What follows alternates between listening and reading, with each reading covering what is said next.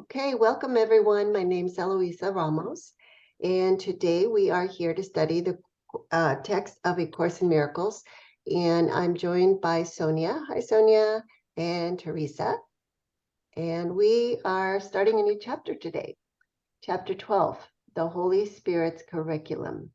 Let me just review that last time we were on Chapter 11, God or the Ego, and basically all the sections were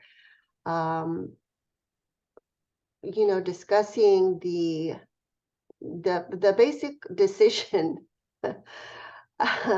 that is available to us, and it's really just one decision. It's God or the ego, because the last section was the problem and the answer, and the question was, do I want the problem or do I want the answer?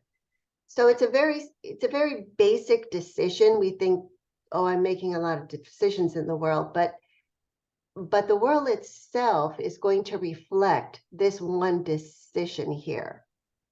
So it's going to be a world of fear when we select the ego, or it's going to be a world of love when we decide for God. And so let's go to chapter 12 now, the Holy Spirit's curriculum. And section 1, the judgment of the Holy Spirit. Okay, paragraph 1. You have been told not to make error real. And the way to do this is very simple. If you want to believe in error, you would have to make it real because it is not true. But truth is real in its own right. And to believe in truth, you do not have to do anything. Understand that you do not respond to anything directly, but to your interpretation of it. Your interpretation has become the justification for the response. That's why analyzing the motives of others is hazardous to you. If you decide that someone is really trying to attack you or to search you or enslave you, you will respond as if he had actually done so, having made this error real to you. To interpret error is to give it power. And having done this, you will overlook truth. Okay, so this is a really important paragraph, and it's let's see, let's just do line by line. You have been told not to make error real. Okay, all right. So the thoughts of the ego thought system, all of those thoughts are not real, and therefore they're an error. Okay, so to make those thoughts real is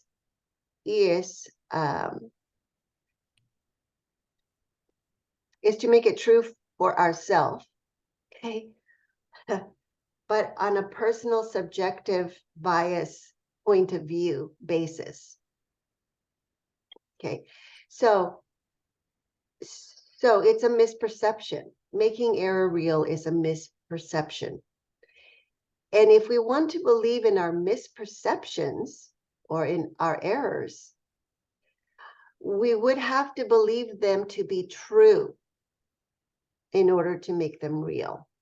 So we end up believing what is not true, which means that we end up basically deluding or deceiving ourselves and hiding that from ourselves.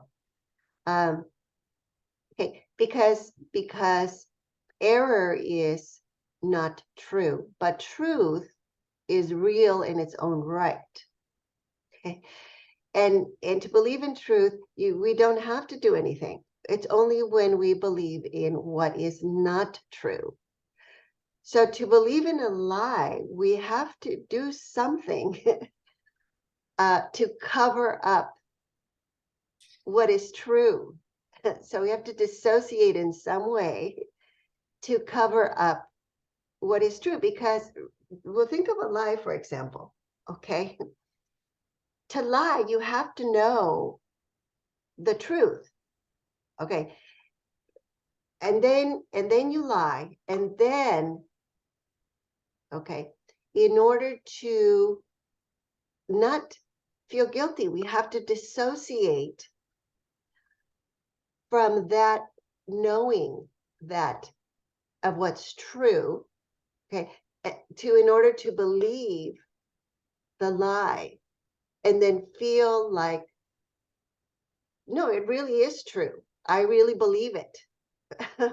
Because otherwise we can't believe it. Otherwise, if we don't dissociate, we're going to remember, oh, it's really a lie. So I can't wholly, convince myself to believe in it. Does that make sense? Yeah.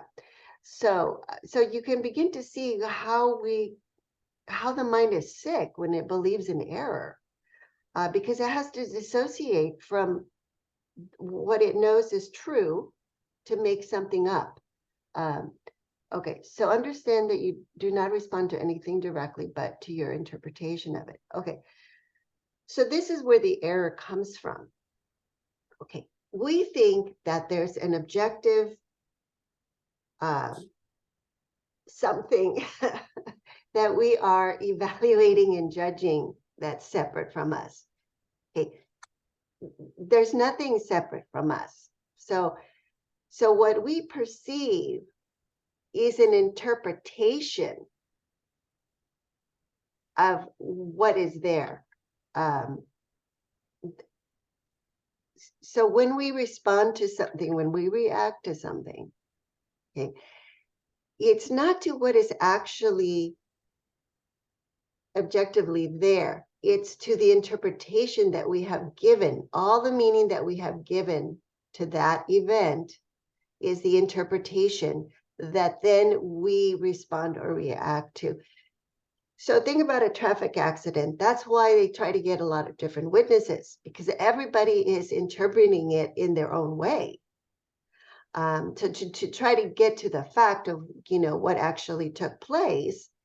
They have to piece together all these different subjective perceptions, from people seeing it from different angles, and then bringing in all of their past experiences, that basically makes for a bias interpretation or bias opinion of what we're seeing. Okay, so your interpretation thus becomes the justification for the response. So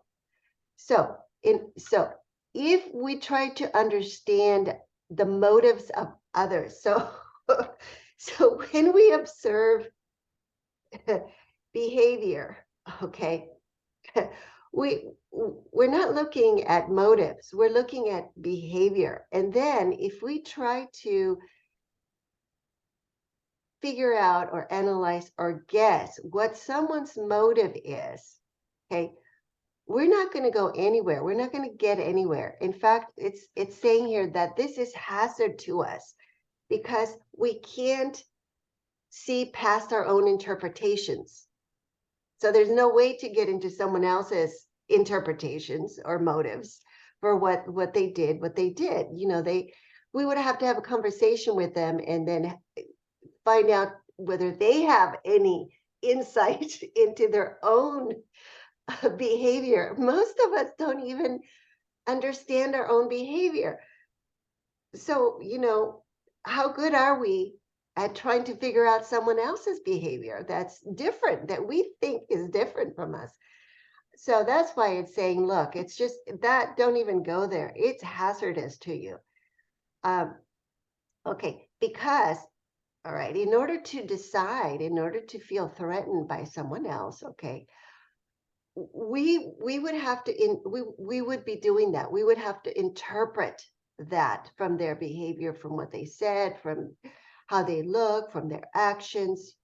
And we all know that all of that is coming from our past experiences. So if we had bad, quote unquote, bad experiences with someone that looked a particular way, we're going to bring, if that hasn't healed, we're going to bring that fear into this situation. And we're going to say, oh, well, that reminds me, that person looks like this person, or that reminds me of this. So therefore, you know, they're the same, I'm going to be afraid of them. Um, okay, so 7, if you decide that someone is really trying to attack you or to search your own list, you will respond as if he had actually done so. Okay. Um, um, yeah. So that's motive. So when we try to figure out what are they trying to do, you know, what does that mean? They said this, this, and this, or they did this, this, and this. Let me see if I have an example. Um, oh shoot. Oh, someone was telling me a story where they were afraid. They were they're a realtor and they had a sign out for an open house on a corner, and they went to go pick it up, and they saw someone there that looked kind of strange to them because the person would just stand there and they kept pushing the little light to cross the street in one direction, and then they would push it to go in the other direction, but then they wouldn't go. So they were a little scared of going to pick up their sign because it was right on the corner where this person was.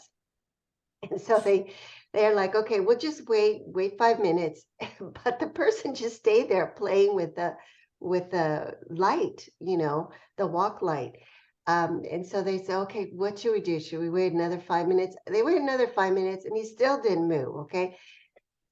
So they decided to just leave and then come back. So they came back about a half an hour later and they didn't see the guy. So so my friend started walking and he said, so I started walking across and then he said, I saw the guy. He was further down in the bushes, you know. And he says, so I got really scared. He said, I got really scared. So I didn't want to get stuck, you know, because the walk counts down, you know, like from 14 down to 1. He says, I didn't want to get stuck in the corner waiting with him. He said, so I ran really fast, grabbed the sign, and ran really fast back across the street before the walk sign could change, and then I could stop. And I go, oh, okay. And then I was just joking with him. I said, well, then was there anyone else across the street in the car looking at you and saying, oh my gosh, look at that. Look at that man. He's running really fast and he's grabbing that sign and taking it away from him. Taking it away. Is he stealing that sign? So this is what we do. We try to interpret motive, you know, just by looking. And then we make up all these stories about, you know, what's happening when we don't know. So so basically that's what this is saying. To interpret error is to give it power. And having done this, you will overlook the truth. Okay. And what's the truth that we're overlooking? The truth is that we're innocent. Okay. No one is trying to attack you. No one is threatening you. Okay. Uh, no one is stealing that sign. You know, we don't know why this person is just standing there pushing the sign. Okay. But we don't have to assume that it's because they're guilty of, you know, attacking us. That's really a projection, you know, because it's fear, and fear miscreates. So we want to be able to stay in our right mind and not try to not try to go into motives that are based on fear, because that's the error. That's how we make the error real, and that's how we miscreate events that have consequences that are, you know, well, that show up as, you know, maybe a body or a physical or some kind of an attack. In fact, I was just doing some gardening. I was just doing some gardening, and I was pulling out weeds, and I was cutting, trimming some plants and stuff, and then I accidentally hit my foot on the one of the tools there, that I was using, one of the picks, and I'm like, ow. I'm like, well, that's interesting. Why did I just hurt myself? And then I realized, oh, I this is a thought that I had not really looked at before. But when I'm trimming trees and pruning plants and pulling out weeds, I'm actually there's actually guilt there. I'm cutting them. Do you see what I'm saying? Um, and so that is an example of how I miscreated that little event, by hurting myself, because I was interpreting my action of trimming as hurting life, as hurting the plant. So anyway, okay, that was a long explanation. Line 2, paragraph 2. The analysis of ego motivation is very complicated, very obscuring, and never without your own ego involvement. The whole process represents a clear-cut attempt to demonstrate your own ability to understand what you perceive. This is shown by the fact that you react to your interpretations as if they were correct. You may then control your reactions behaviorally, but not emotionally. This would obviously be a split or an attack on the integrity of your mind, pitting one level within it against another.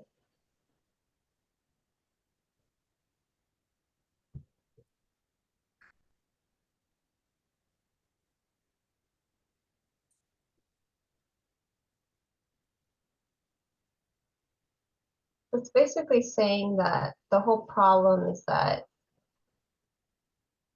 I react to my judgments of what I'm perceiving as if on the premise that everything that I judge is correct.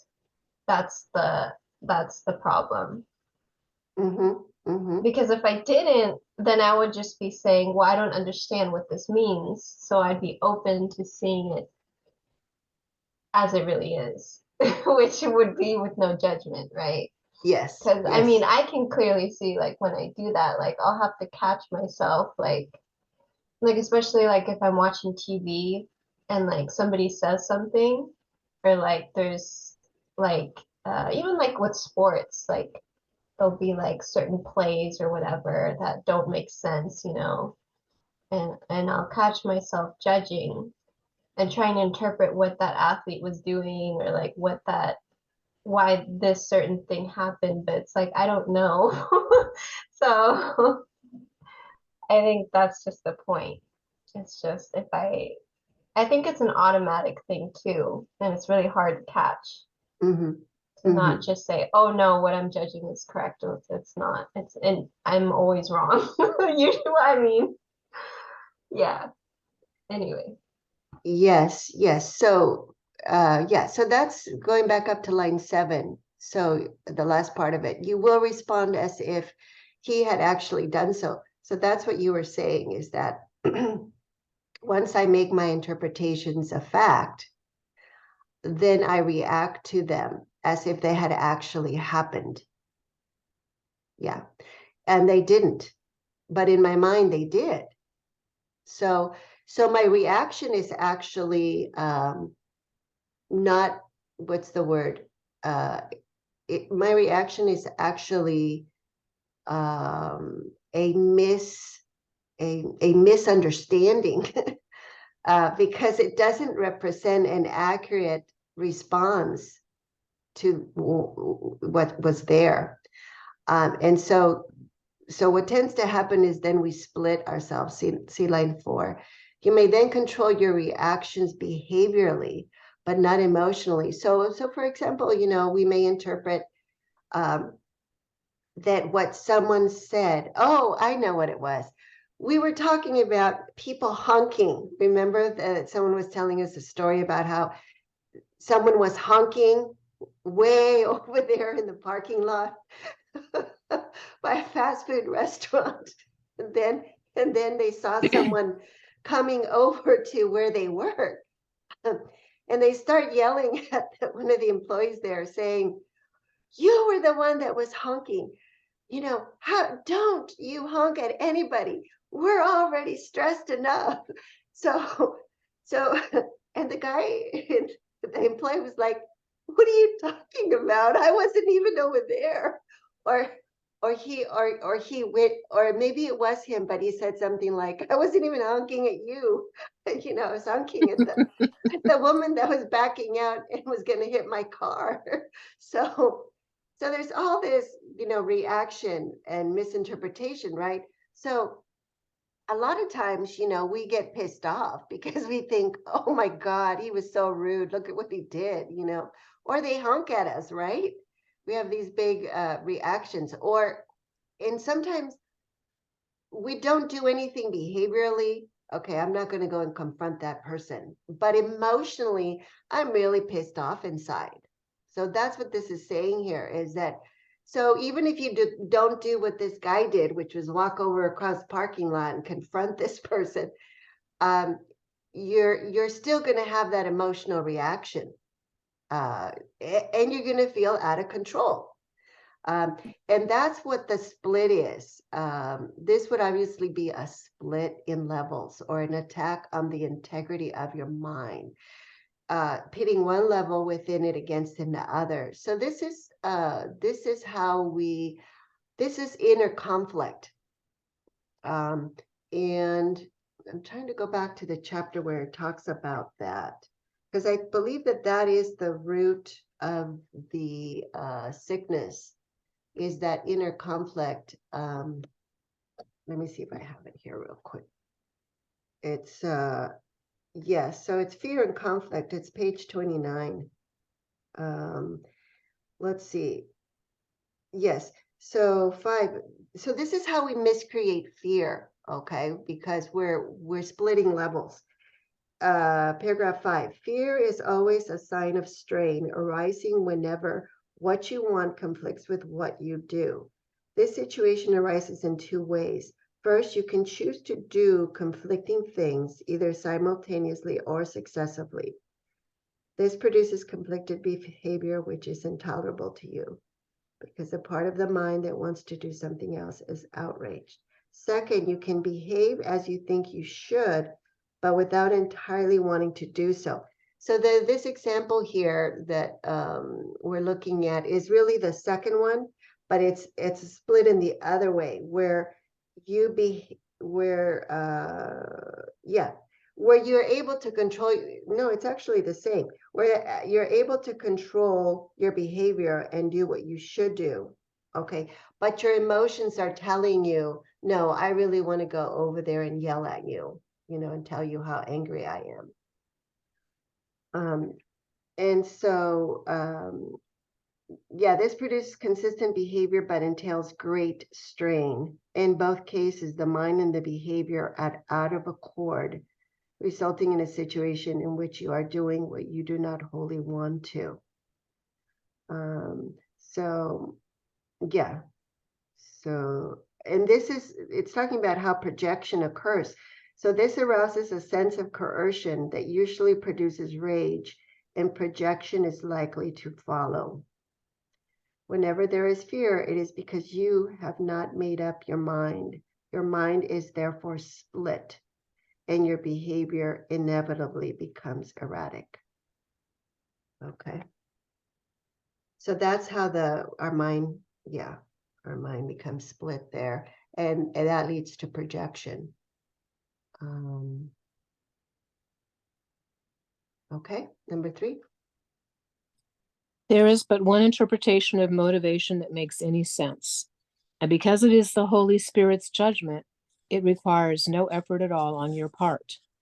Every loving thought is true.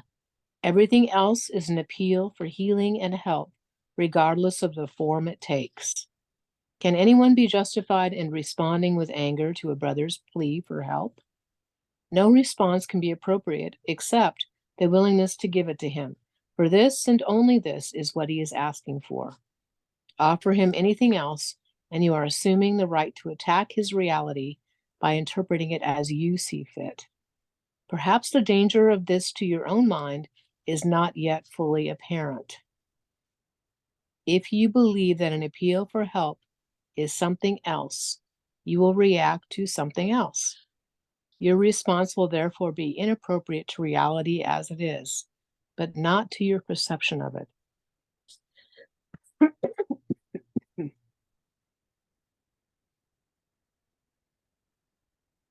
Okay, so basically this breaks it down to what we've discussed before about everything in judgment with the Holy Spirit is loving and true.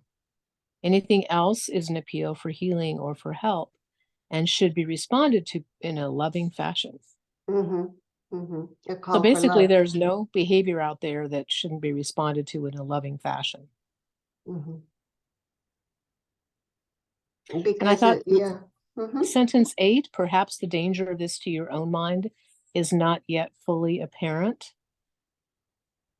That implies that if we stay in the place where we want to attack, then we're staying in the ego and we'll never move beyond that.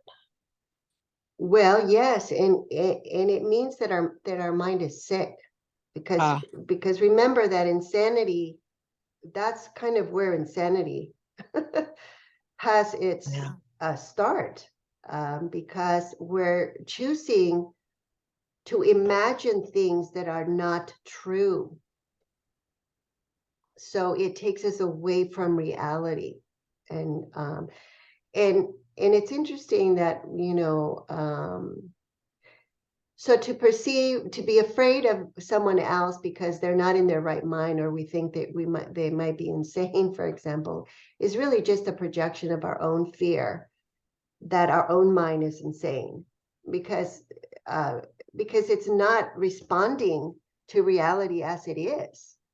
And therefore it will be inappropriate, and because it's inappropriate, unless someone else is in their right mind and can recognize that, oh yes, okay, this is a call for help and a call for healing, okay, because the mind is confused. What will happen is that the misinterpretation just gets what's the word, supported even more. So the error doesn't heal. The error just perpetuates in the mind of someone that is reacting to their own misperceptions rather than recognizing that it is only the Holy Spirit's judgment that can see truly. Our own judgment as an ego is not seeing truly.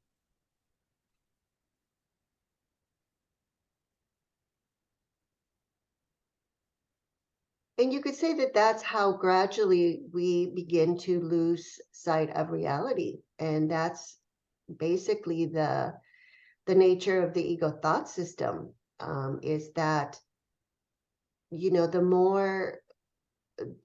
the less we're willing to give all of these errors and to look at them with the Holy Spirit, the more entrenched those ideas and those errors become, and stay stuck. So yeah.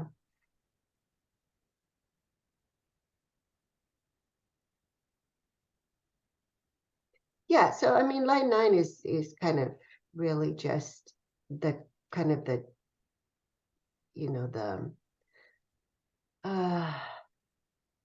how it says over here that you don't understand how much that is let's see, how much it will be a hazard to you. So what it's saying is, look, to misperceive the motives of your brother, okay, is a hazard. It's dangerous to you, because look at what happens here. 9. If you believe that an appeal for help is something else, you will react to something else. And now you will be reacting inappropriately to reality as it is, because we are going to be believing what we think is true when it's not true. So we're basically delusional when we do that. Yeah. Okay, number 4. There is nothing to prevent you from recognizing all calls for help as exactly what they are, except your own imagined need to attack. It is only this that makes you willing to engage in endless, quote unquote, battles with reality, in which you deny the reality of the need for healing by making it unreal. You would not do this except for your unwillingness to accept reality as it is, and which you therefore withhold from yourself.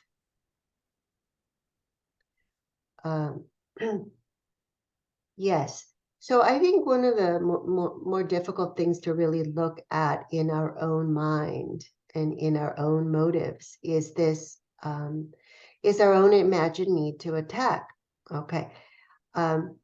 Because it is imaginary. Okay. But the reason why it's so difficult to look at is because when we get close to seeing that there's actually a drive there to attack, we get really scared.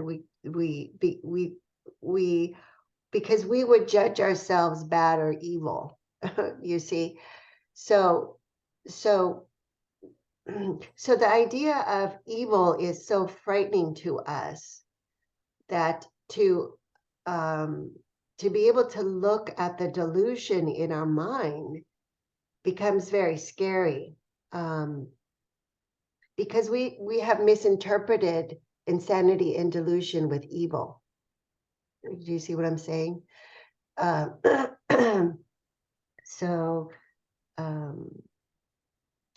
of course, it is only this that makes you willing to engage in endless quote unquote battles with reality. We can't really do battle with reality because it's all an interpretation in our mind, which we think is reality, but it's not. It's unreality. So the battles really happen only in unreality. They never happen in reality. And that's why God being real, love, unconditional love being real, cannot be attacked. And the mind itself, the real mind, cannot attack because it's all a misperception of the imagination. And then what happens is that we are, see line 3, you would not do this except for your unwillingness to accept reality as it is, in which you therefore withhold from yourself.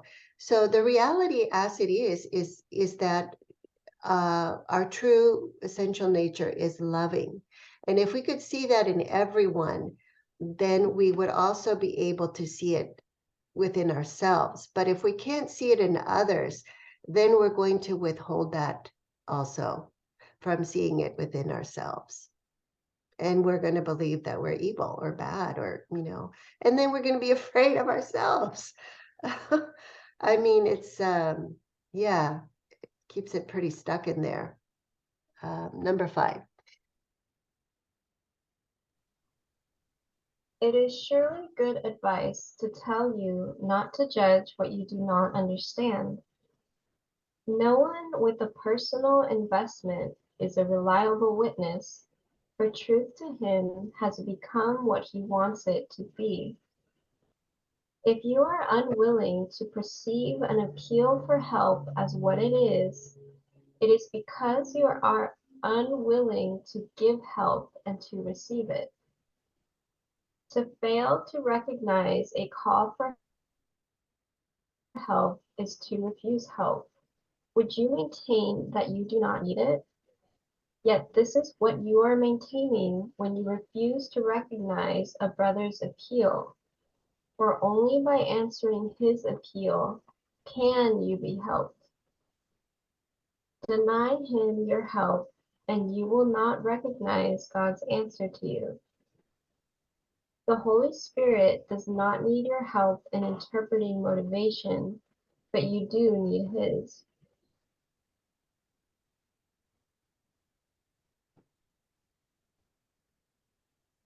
I have a question on line 2. No one with a personal investment is a reliable witness, for truth to him has become what he wants it to be. Is the personal investment just wanting to be right rather than be happy? Because that would be a wish, right? A personal investment, like I'm invested in my point of view or my interpretation, and I want it to be correct. I want, like, yeah, I want what I'm seeing to be true. Is that Yes, that's why we believe our misinterpretations, mm, because we're personally invested in protecting those misinterpretations and in being right, like you said. And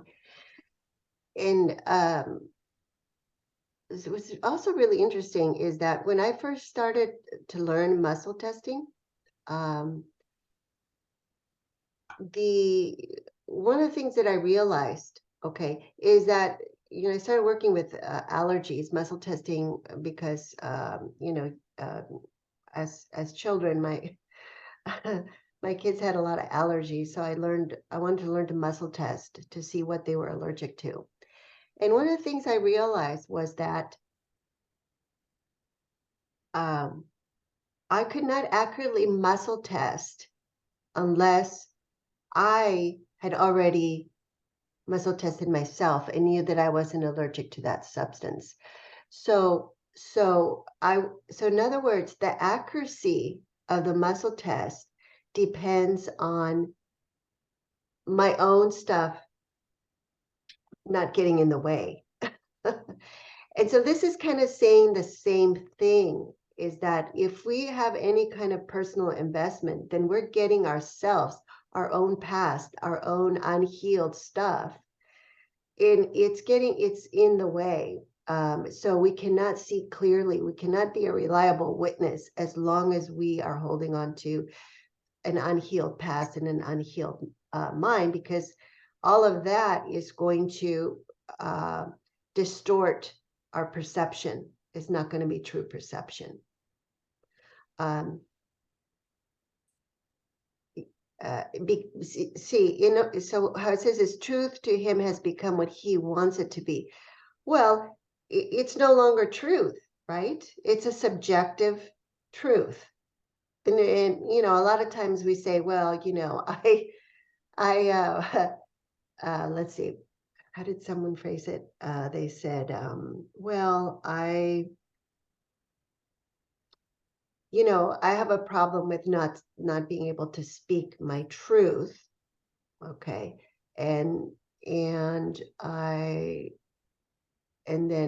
I said, okay, so then everybody has their own truth to speak.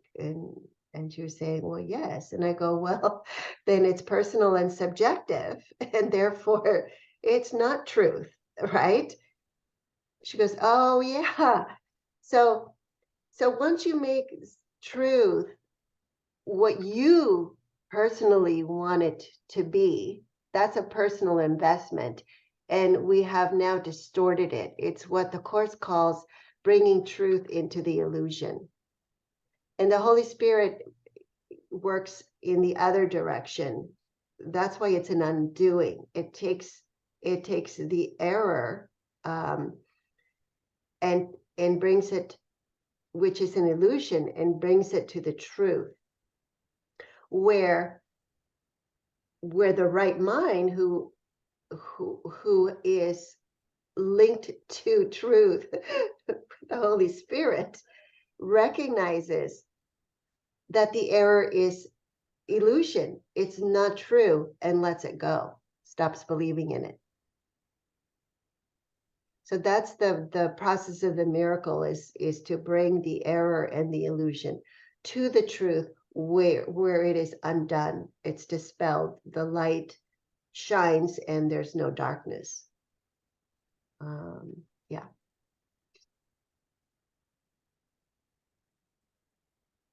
Yeah, and so, the main issue with our unwillingness to perceive that that it's an appeal for help or for healing, and rather use judgment, is it's really a way to block our own um, our own um, healing, because they're the same. We cannot heal without the healing of our brother. It's the same. How we see our brother is a reflection of our mind. So they happen at the same time. The our willingness to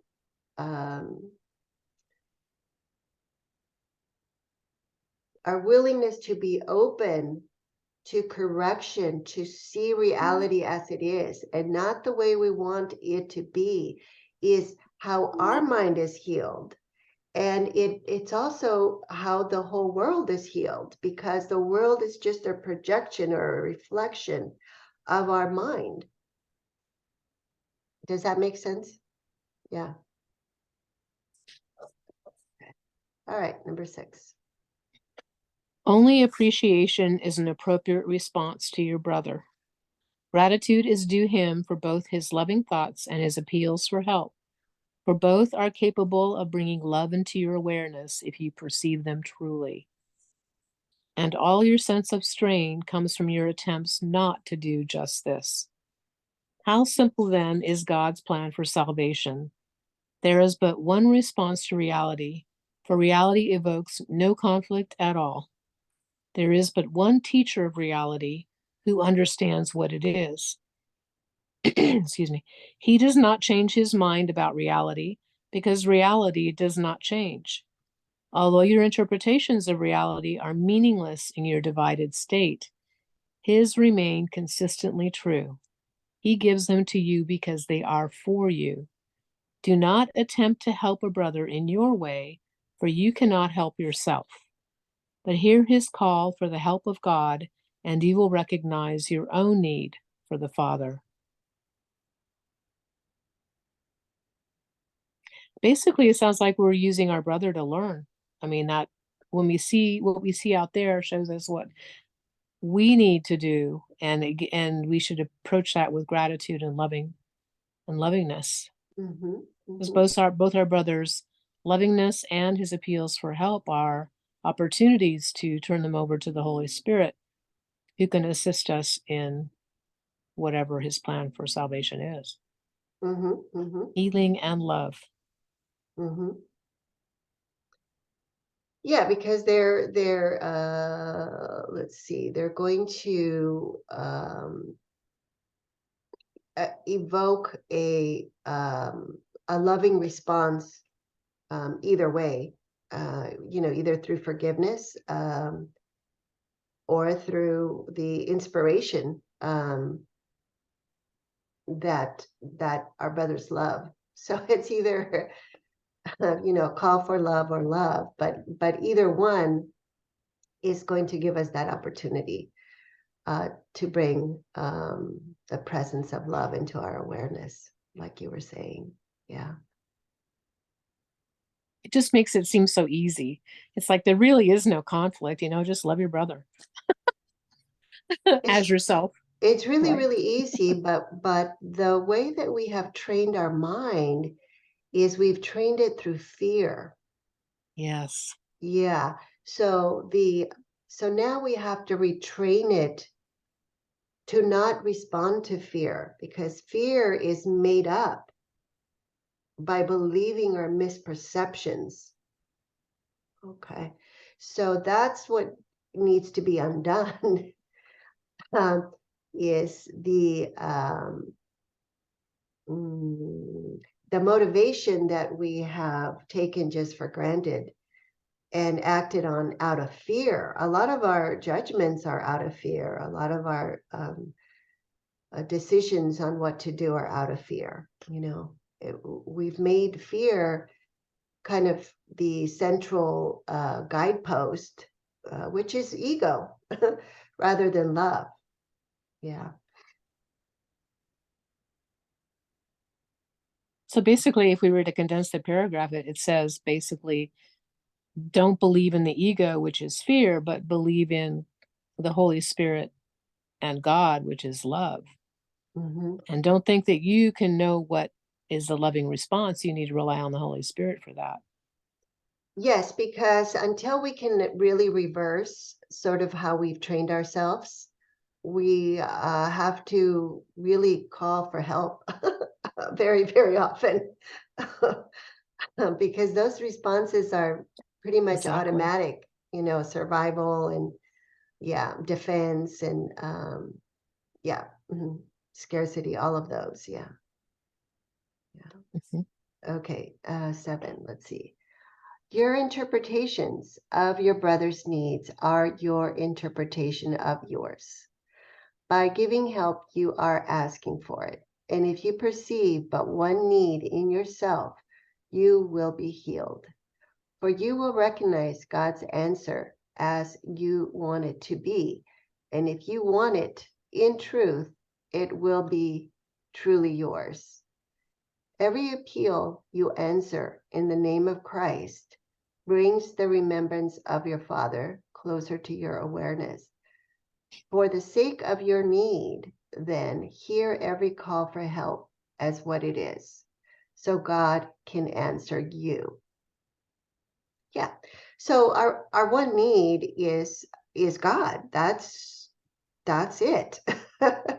And you could say love, you could say truth, you could say happiness, because that's all those are God.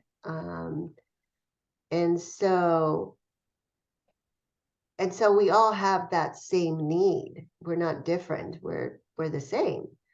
And by giving help, you're asking for it. So when we recognize that is a call for love from our brother, we're recognizing that we're all the same. We have that same need. And by giving it, then we are opening our mind to receiving it.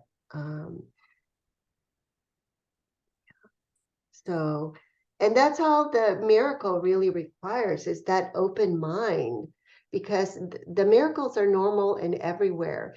It's only that we close the mind to receiving them. That keeps us, you could say, that keeps the ego thought system in place, or that keeps us holding on to the illusion of the error. And that's what sickness is. So the healing is simply an opening up to the receiving of what is already ours. Because God, in truth, God is with us. God is what we are. So in truth, there is no lack of God. But when we recognize that we are not in our right mind, it's going to we're going to be experiencing an illusion where we need God, where we believe we are separate from God and therefore not whole, and therefore lacking love. And that's what we're healing, is that illusion of believing that we can be separate from love.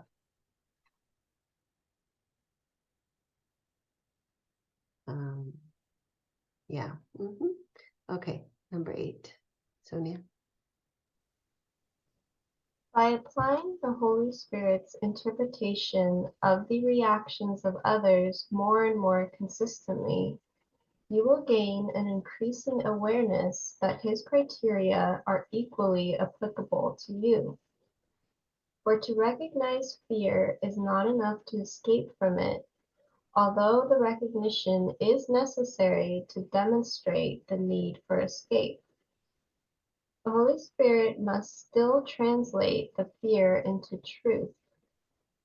If you were left with the fear once you had recognized it, you would have taken a step away from reality, not towards it.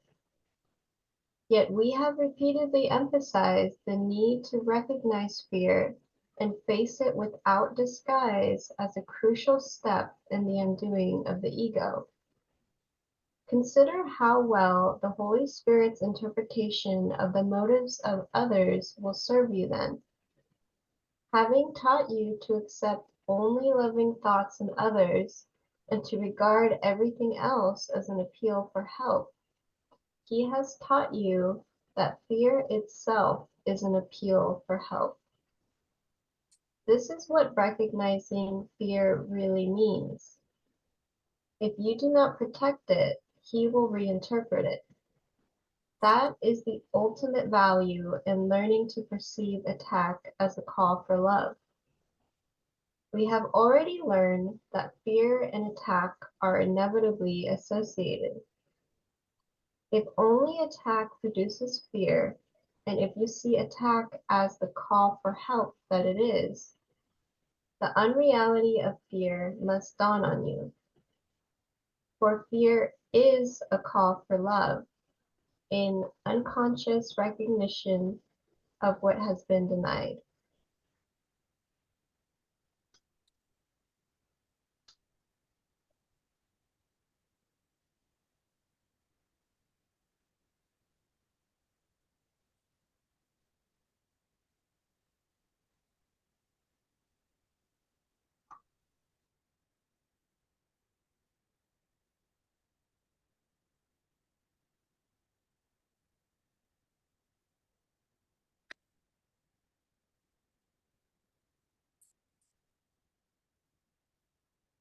Anything you want to say, Sonia? No. Yeah, so so the undoing of fear, that's the main, let's see, the miracle worker. So the responsibility of the miracle worker is to undo the fear that we make, okay? Because in order, because the Holy Spirit cannot undo the fear, our mind made it. So the only thing that the Holy Spirit is doing is reinterpreting the events that would bring about fear, so that we can look at it differently and let go of the fear. So line 11, we have already learned that fear and attack are inevitably associated. Okay, so so when we have, for example, past traumas, we are going to hold on to memories of having been attacked in some way. Okay, and those memories are going to be fearful. And so we're going to hold on to that fear as if it was a form of protection or safety, to make sure that we look out for similar situations and not repeat that. That's kind of the way that the survival system works. Okay. The problem is that by holding on to those memories and that fear, and remember that those memories are interpretations. So we're holding on to the judgments that we made in that situation that was fearful, thinking that the situation itself was fearful, but it's not true. It's our interpretation of it that was fearful. So so it's not actually helping us to hold on to those fearful memories because they remain unhealed. We hold on to the unforgiveness and to the misperception and to the false judgments when we don't when we don't look at it and see that it was a misperception, and that we were, let's see, attributing motives to what happened that we just made up. So, so that the attack had no basis in reality. It was all in our own perception of it. So, so by shifting the perception from seeing it as an attack to a call for help, then the fear is released, because we are no longer perceiving the attack, and therefore the fear is not there either. The associated fear is undone. Yeah, so so a lot of times when I work with clients, one of the things that keeps that past memory stuck is that they've blocked off the they've dissociated from remembering the loving nature. For example, maybe a sister had a lot of conflict with an older sister, and there's a lot of unforgiveness there. So she's holding on to all these grievances and stuff. But as we work through them, she realizes, oh, I had forgotten this, and this about my sister. And so now I understand, I understand where she's coming from. And now that she understands where she's coming from, she's seeing that her sister is actually just calling for help. She's not just being mean and trying to embarrass her and shame her by, doing what she did, but that, yeah, her sister was going through some really hard times, and there was, some issues with her mom, and so it helps her to see the behavior as a call for love, and so she's able to forgive it, and then that's healed. So and so then she doesn't have to be afraid of her sister now, so she doesn't have to bring all of that past into her current relationship with her sister. Yeah. So that's what 13 says. For fear is a call for love in unconscious recognition of what has been denied. So what was denied was just the reality that, her sister was also under a lot of stress and suffering. And so she was acting out, and she was taking it out on her little sister. So it wasn't a personal attack. It was a call for help. Yeah.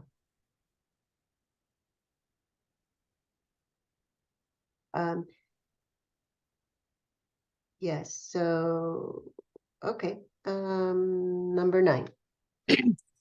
Fear is a symptom of your own deep sense of loss. If when you perceive it in others, you learn to supply the loss, the basic cause of fear is removed. Thereby you teach yourself that fear does not exist in you. The means for removing it is in yourself, and you have demonstrated this by giving it. Fear and love are the only emotions of which you are capable. One is false, for it was made out of denial, and denial depends on the belief in what is denied for its own existence. By interpreting fear correctly as a positive affirmation of the underlying belief it masks, you are undermining its perceived usefulness by rendering it useless. Defenses do not work at all, are automatically discarded. If you raise what fear conceals to clear-cut, unequivocal predominance, fear becomes meaningless. You have denied its power to conceal love, which was its only purpose. The veil that you have drawn across the face of love has disappeared. Wow, I never would have thought of fear as a symptom of my own deep sense of loss. Yeah. Wow. A loss of what? Love. Yeah, exactly. Because fear is essentially the opposite of love. So if we look at it that way, it's the absence of love, which Exactly. is a deep sense of loss would be forthcoming. Wow.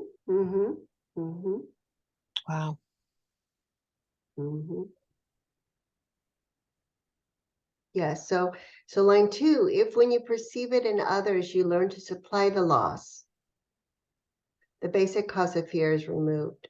Okay, because if we learn to supply the loss, okay, and that's what forgiveness does, is it brings back the memory that love is already with us. In order for us to be able to give it, we must have it. And therefore, the sense of loss is undone. That's the basic cause of fear. The sense of loss is undone. So the fear is removed. See that? Does that make sense? Yes. Yeah. Yeah. So that's the power of forgiveness. That's why the Course really emphasizes that's our only function, because it's restoring to us the truth of what we are. Okay. And it's undoing the fear and the sense of loss. Yeah, so through forgiveness, you teach yourself that fear does not exist in you, because let's see, teach only love, for that is what you are. That's our true self, our true identity.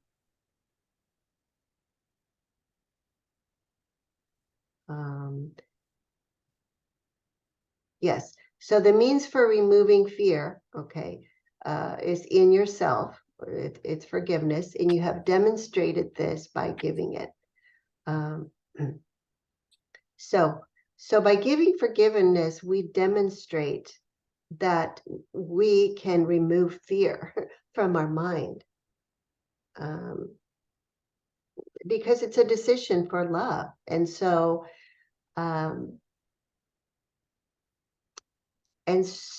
the decision maker is our true mind, and the only decision that's real is for love. To decide for fear is to decide for illusion. It's to decide for unreality. It's nothing. So that's why 5 says fear and love are the only emotions of which you are capable, and 1 is false.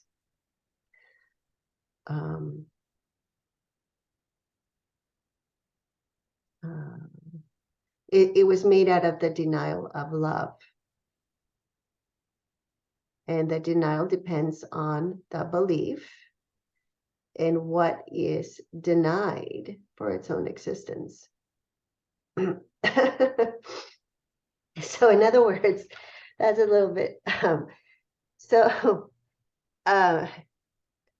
were you able to follow that? It's saying that, okay, fear, which is false, was made out of the denial of love. Okay, and this denial of love depends on the belief, okay, in what is not true. Okay, because what is not true denies the truth for its own existence. So fear has to deny love in order for fear to continue its own existence.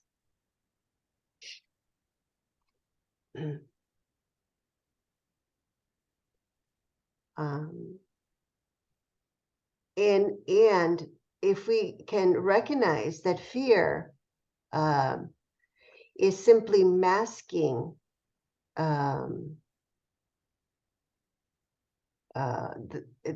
it's masking the underlying belief. Let's see, you are undermining its perceived usefulness. Okay, so by interpreting fear correctly as a positive affirmation of the underlying belief it masks. Okay, so when there's fear, we can recognize that there's a purpose for it. The ego uses fear to mask the love that is underneath.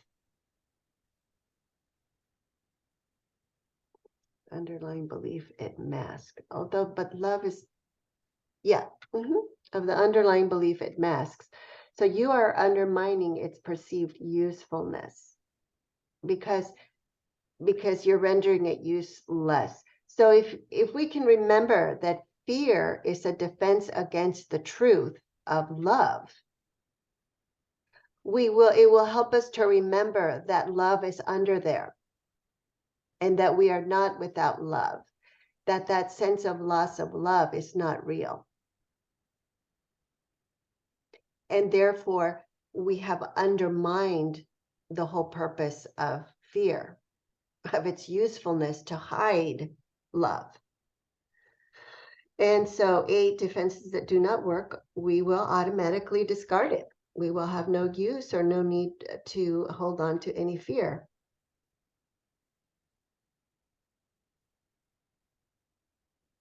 Okay, because the truth is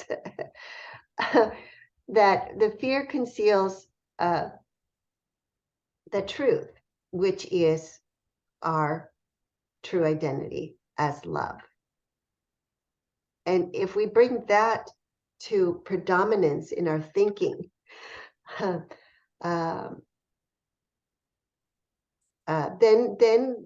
fear becomes meaningless. Because the truth now is at the center of our thought system, and it's no longer the ego thought system. And because we put it in predominance, because love is what is predominant, then we have denied the power of fear to conceal it, which was its only purpose. So that's the veil that disappears, and the love just shines through. That's the parting of the veil. Okay, number 10.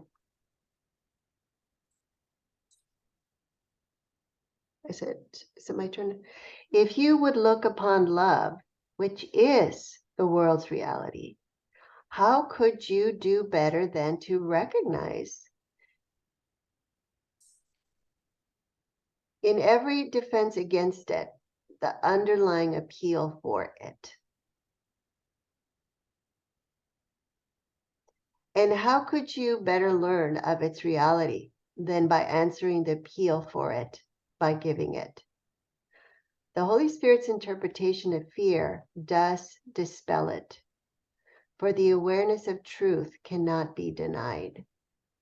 Thus does the Holy Spirit replace fear with love and translate error into truth. And thus will you learn of Him how to replace your dream of separation with a fact of unity, where the separation is only the denial of union, and correctly interpreted, attest to your eternal knowledge that union is true. Okay, so this is sort of let's see, it's kind of a basic twist that undoes the whole ego thought system, because to deny truth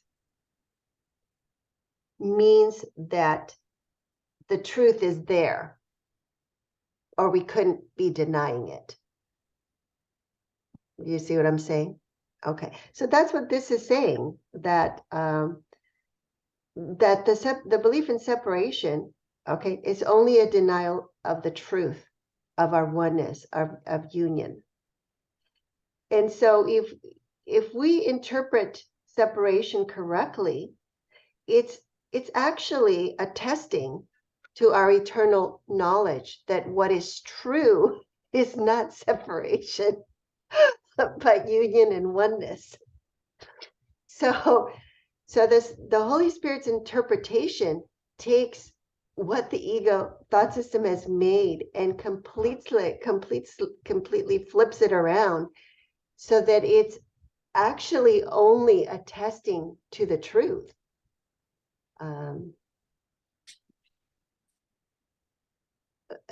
Because it's a denial, and denials have to acknowledge that they are based on the truth, even if it's a denial.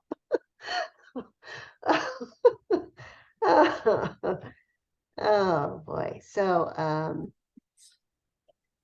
now here's the thing, line 1. If you would look upon love, which is the world's reality, how could you do better than to recognize in every defense against it the underlying appeal for it? Yeah. So in other words, the world that we see that's fearful is not the real world. It's our interpretation. So it's almost like there's how would you say it? There's like a filter. Well, think about it in terms of let's see.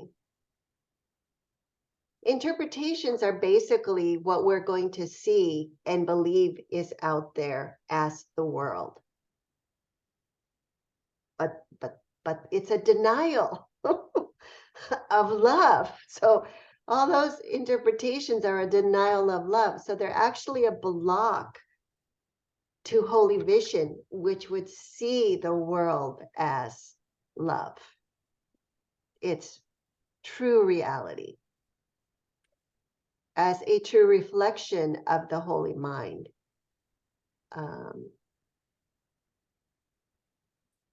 Which is how God created us. Yeah. Okay, so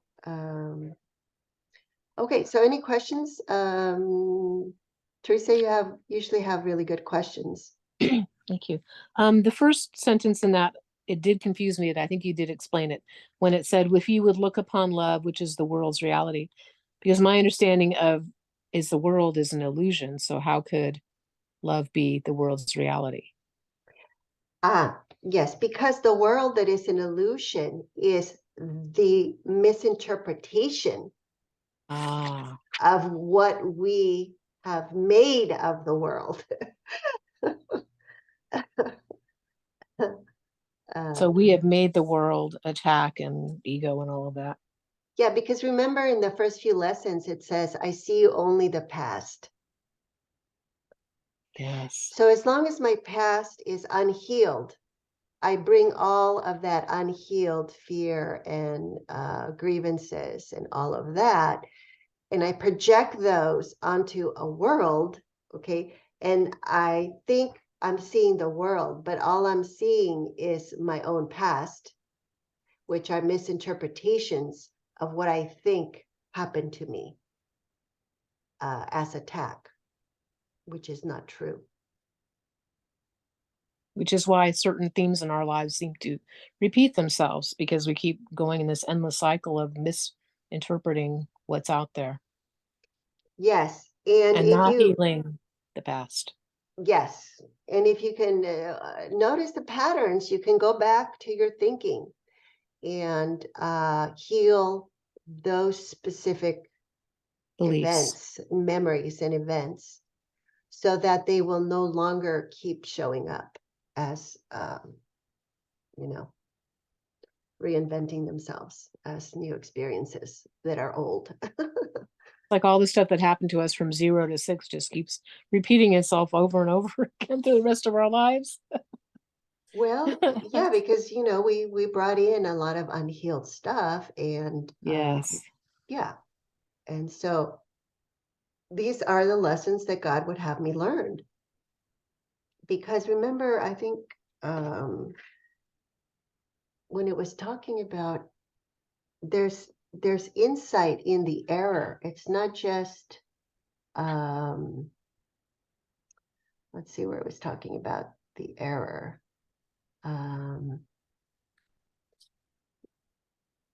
See the paragraph. Those would be the lessons that we are here to learn. So that's the part of the healing, is the receiving of the insight. So it's not just that the error, that the fear, let's see.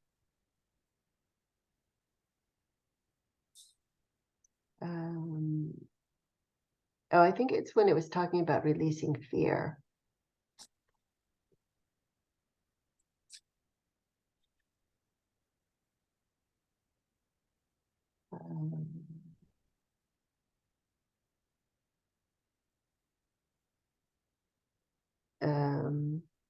Okay, here I think it's in paragraph 8.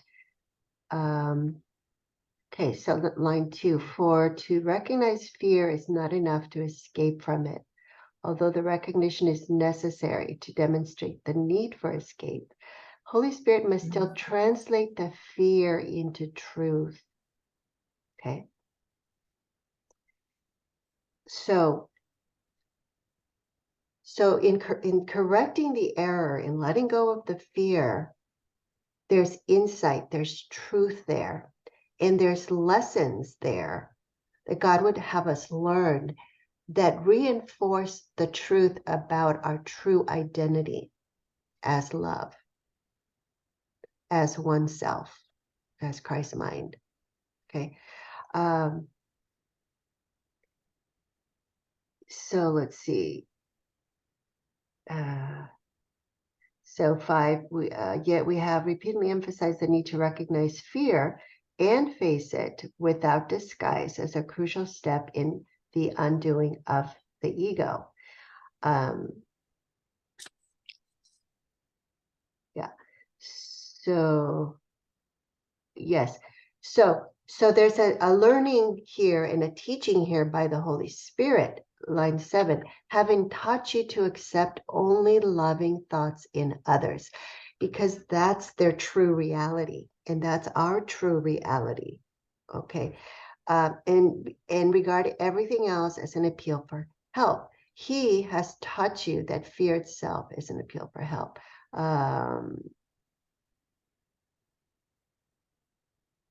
Yeah.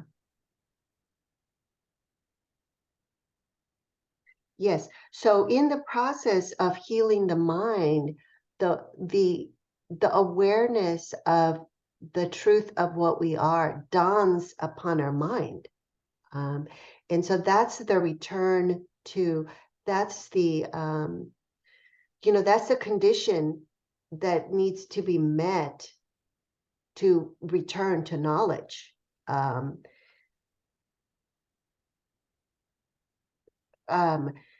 So that we don't have to keep repeating the life, the birth and death cycle. Yeah. Mm-hmm.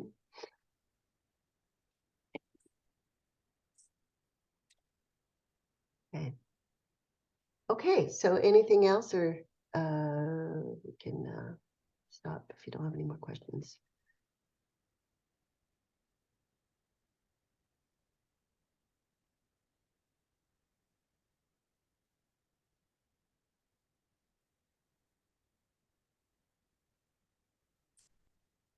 It's very, I find it very interesting, when we look at the world, for example, if you look at the news or in politics, I'm looking at paragraph 8, line 7, having taught you to accept only loving thoughts in others and to regard everything else as an appeal for help.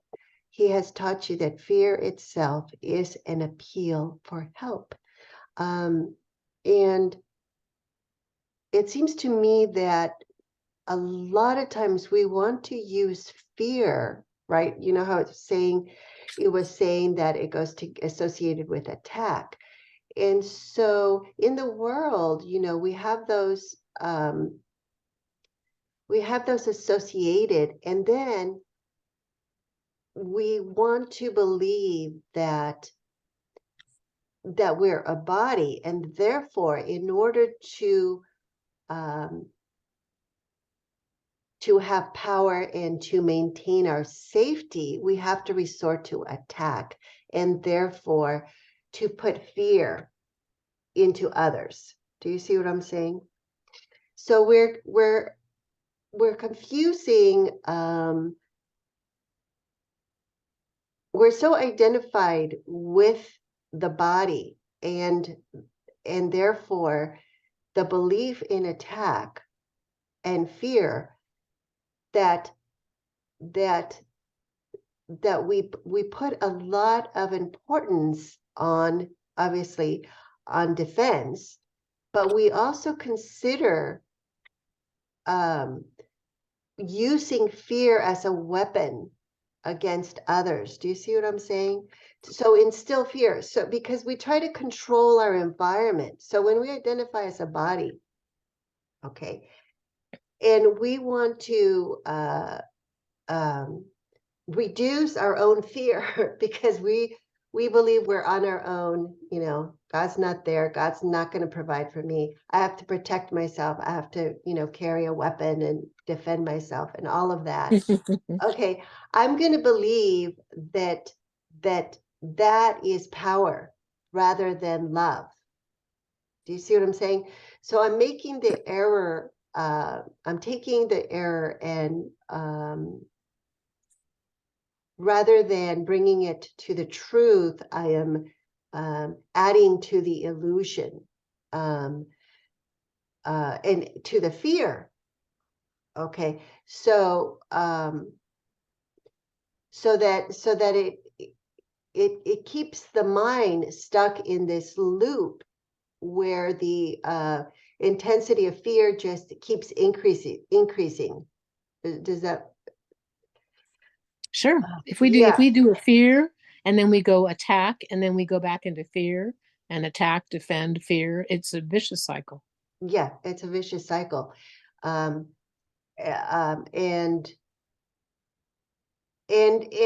ultimately, you know, that's what the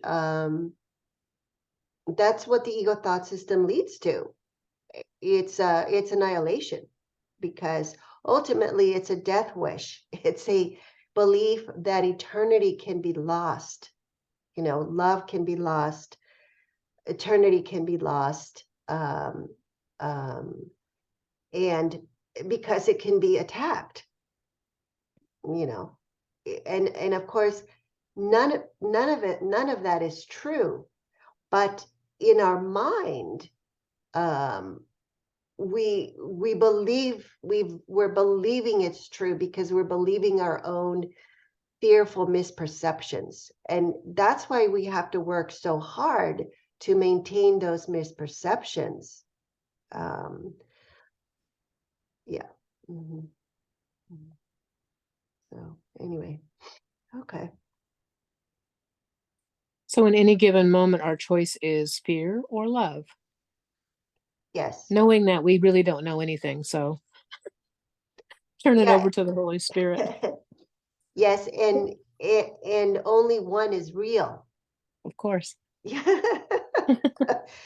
So given that, is it even really a choice? No, not really. Okay. Yeah. So only what's true is true. So the rest of it is it's a delusion. Misperceptions. It's a misperception. Yeah. And can just be let go. Yeah. Okay. Okay. Well, thank you for joining us today. And that was the Judgment of the Holy Spirit. And next time, it's the way to remember God. Okay. All right. So thank you. And until next time. Bye-bye.